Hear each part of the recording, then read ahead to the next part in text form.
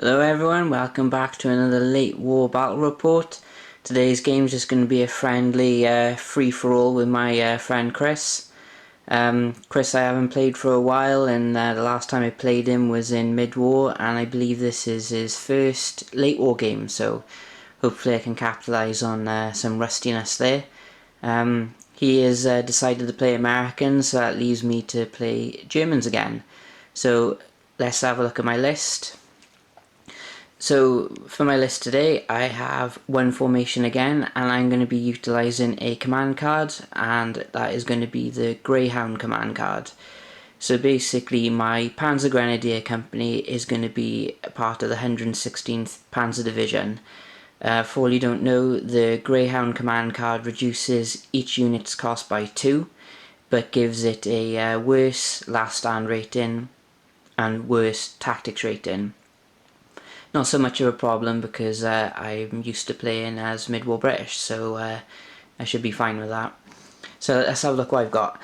I have the HQ unit, which is just 2 MP40 stands. Then I have a platoon of infantry, and that is going to be 7 teams with Panzerfaust. I then have an armoured platoon with 7 teams and a Panzerfaust. And I have 4 half-tracks, and one of them has the anti-tank gun fitted to it. Also in the formation are 4 Pak-40s and 4 12cm mortars.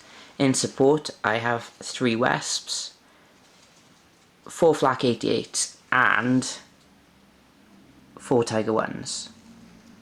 So free for all, that means everything is starting, so hopefully most of the infantry will hold down the objectives, while the Tigers and the armoured infantry will push on to the other objective and maybe break his formation or capture an objective and win the game. So let's have a look what Chris is using. So here is Chris's American list. Again, just one formation.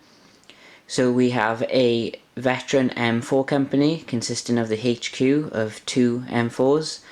We then have 2 platoons of 4 M4 Shermans, and we have at the back a 5 tank platoon of 76mm Shermans.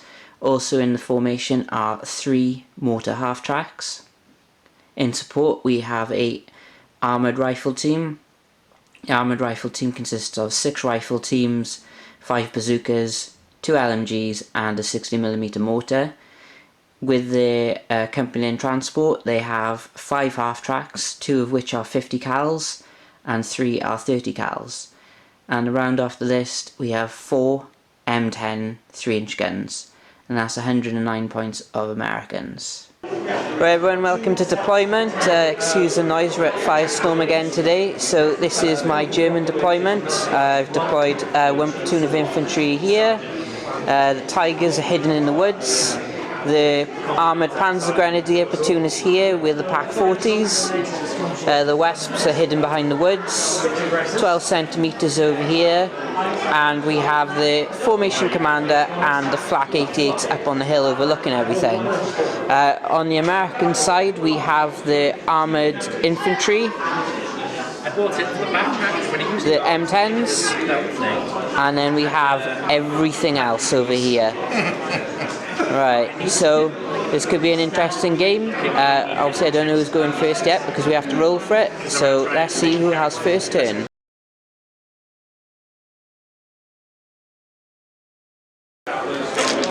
Americans got first turn, and my opponent Chris has been really aggressive. He's pushed everything up on this flank really quickly, and I'm a bit worried that this platoon's not going to be able to handle it. Over here the infantry are crabbing across to go for the objective, and the M10s look like they've repositioned around the objective as well. So got a lot of shooting coming my way, so we're into American turn of shooting. Right, the Americans have hosed down my infantry here with 30 cals and 50 cals, scoring 3 hits, but luckily I haven't lost any. Tigers are still hidden, and over here just one hit, and the M10s did have a crack at the 12cm mortars, but failed to hit. So let's see if I can do a bit better.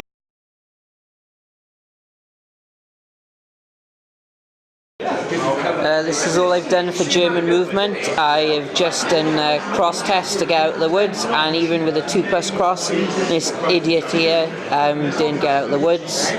This one is staying in the woods since he's got concealment anyway, and you can see what my primary target is. I've positioned them like this to try and stay out of range and sight of the 76mm Shermans.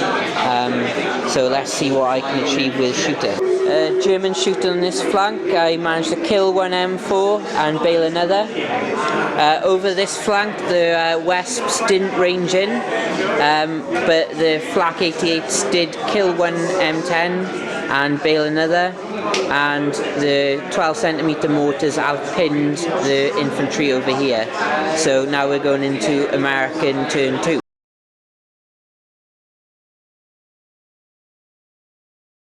Same as last turn, a lot of MGs going into this platoon, none dead yet, but they have been pinned. The M10s tried to pepper their platoon over here, but got no hits.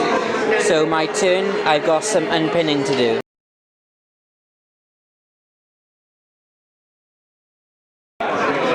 The Grenadiers remain pinned, and the idiot in the woods has managed to get out, so he is going to be the only movement for me this turn. So German shooting.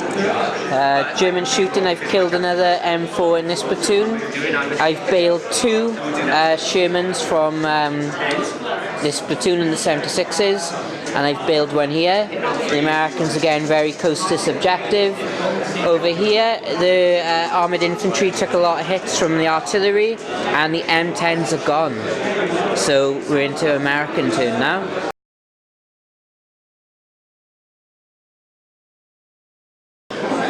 All the American stuff that was out is now back in, and the infantry are unpinned as well. So these ones have moved over a bit more. This Sherman has moved in so you can actually shoot at this tiger in the woods. The infantry have actually moved into the half tracks, that's not them up there, and he has passed me on to his plans that they're going to be in this wood, so I don't know whether to start ranging in their next turn, but we'll see. But I do have a plan, since he's not around, I'm going to mention it. I'm going to see what happens with these here and let him get his infantry in those woods, and then I'm going to get my infantry in and do some dashing up this road to get onto that objective, and hopefully I can stay there. Right, American turn shooting. I found the mystery of why my opponent was bringing his half tracks with the mortars in really close. For some reason he thought they had a 10-inch range. As I said, he is a bit rusty with Flames of War, and I think that's as rusty as you can get. They are pinned though with the half tracks, now you can actually fire them, and I did lose one team. These M4 Shermans fired at them. These 76mm Shermans moved and fired at the Tigers, but then I added an extra +1 to shoot because their unit leader's over here. Same problem happened over here with these Shermans because their unit leader is by there. A few pepperings of machine gun fire over here, but nothing's pinned. So we're into German turn. So hopefully I can start squaring some of these American tanks out of the way.